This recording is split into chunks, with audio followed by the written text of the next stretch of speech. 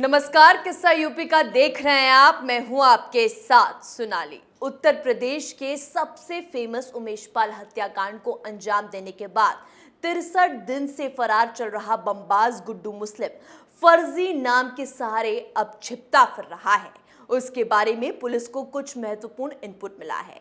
इसमें पता चला है कि वो अलग अलग स्थानों पर कहीं बबलू के नाम से तो कहीं सुरेंद्र कुमार या संदीप के नाम से छिपा था। प्रयागराज पुलिस के मुताबिक वो लगातार अपनी लोकेशन बदल रहा है। वहीं शाइस्ता अभी भी बुर्का गैंग की आड़ में छिपी हुई है। वहीं अब अतीक के अपने ही उसके जाने के बाद उसके काले कारनामों की पोल खोल रहे हैं।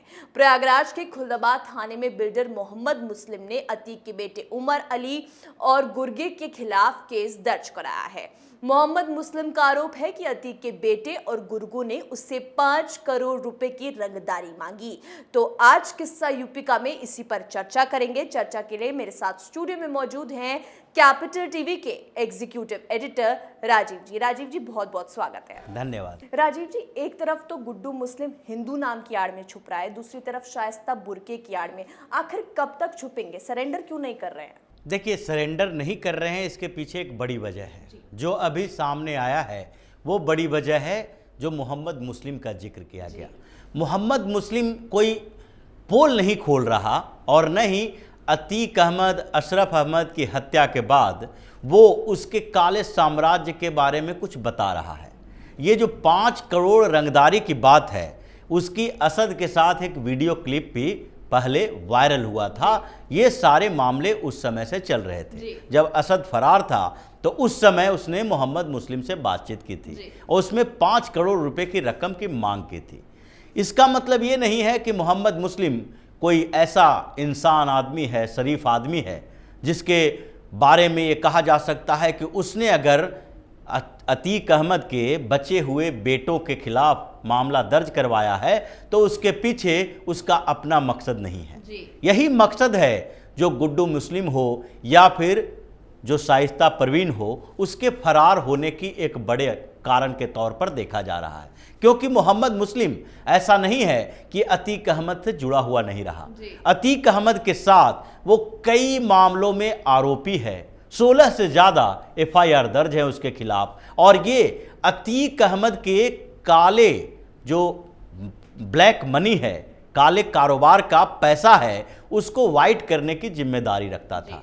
क्योंकि अभी तक ये जितने गैंगस्टर हैं जिसकी प्रॉपर्टी के बारे में जांच हुई है, ये सारे के सारे प्रॉपर्टी यानी रियल एस्टेट के कारोबार में इन्वेस्ट करते थे। और ये रियल एस्टेट के कारोबारी जो हैं वो इनसे जुड़े हुए रहे।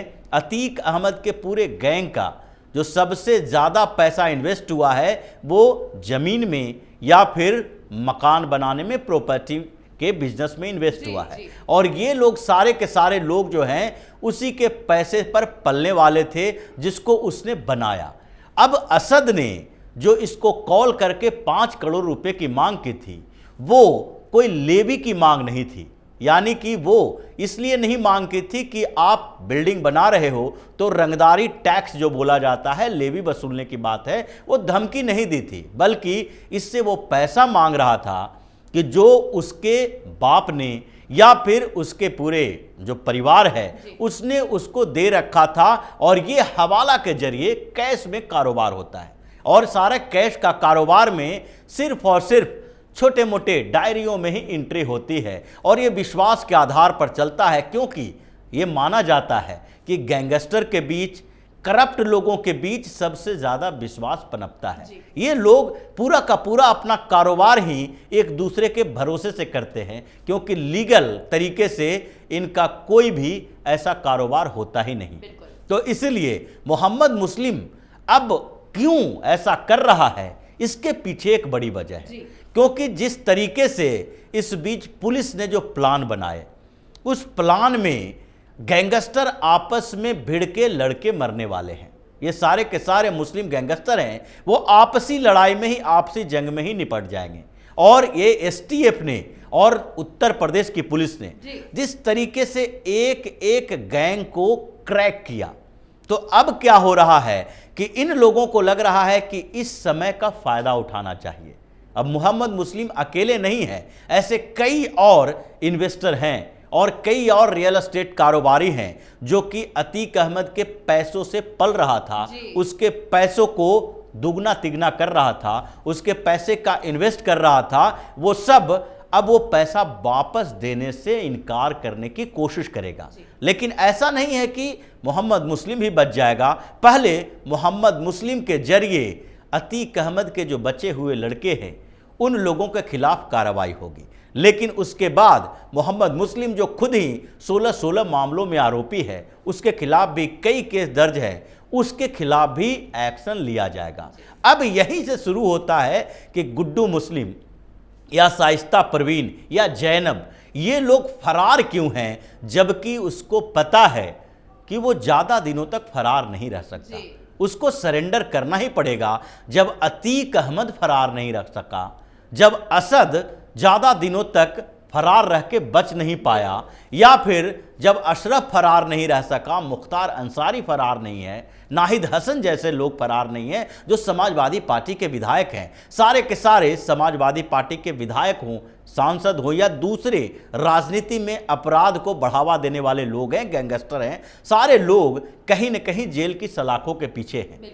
ये क्यों पकड़े गए और ये क्यों नहीं पकड़ने की कोशिश की जा रही है? जो अभी ये लोग फरार हैं उसके पीछे की वजह यही मोहम्मद मुस्लिम से शुरू होता है, क्योंकि अभी जो स्थिति है वो अतीक अहमद का खौफ डर खत्म हो चुका है।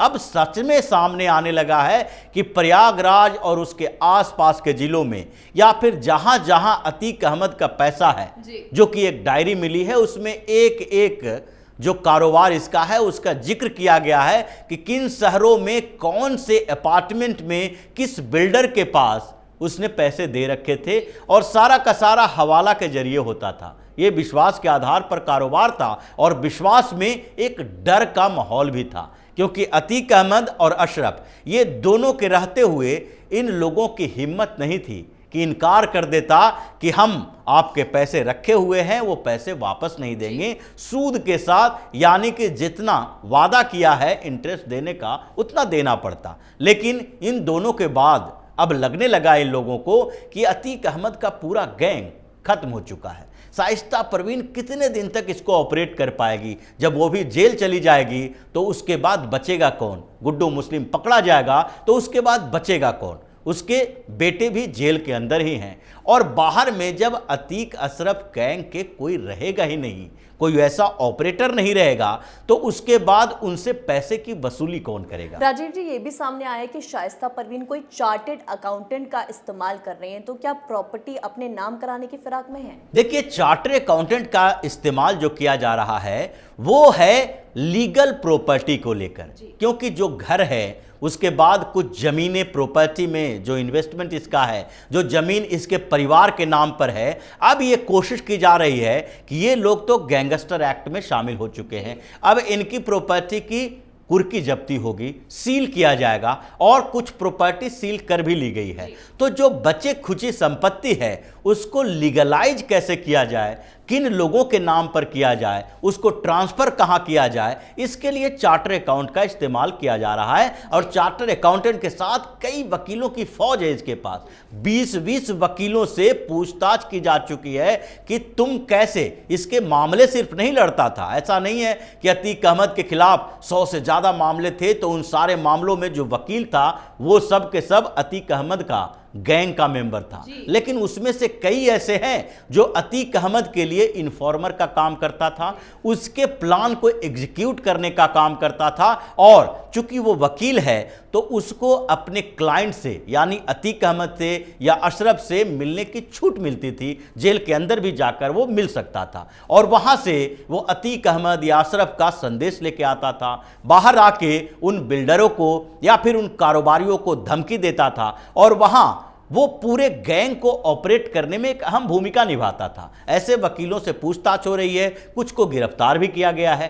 तो अब जो इनके फरारी को लेकर चल रहा है कि ये गुड्डू मुस्लिम हो या शाइस्ता परवीन हो या जैनब हो, ये लोग सरेंडर क्यों नहीं कर रहे हैं, उसके पीछे यही कारण है, क्योंकि मोहम्मद मुस्लिम अकेले नहीं है, कई ऐसे लोग हैं जो चाहते हैं कि शाइस्ता परवीन सरेंडर करे या फिर मारी जाए, उसके साथ जैनब जो है वो भी सरेंडर करे या फिर पकड़ी जाए और गुड्डू मुस्लिम अगर निपट गया तो इन लोगों के बाद अतीक और अशरफ की ये जो संपत्ति है, ये जो काले कारोबार है, ये जो 1800 करोड़ रुपए की बात कही जा रही है, ये 1800 करोड़ रुपए कोई घर में कैश में पड़ा हुआ नहीं है।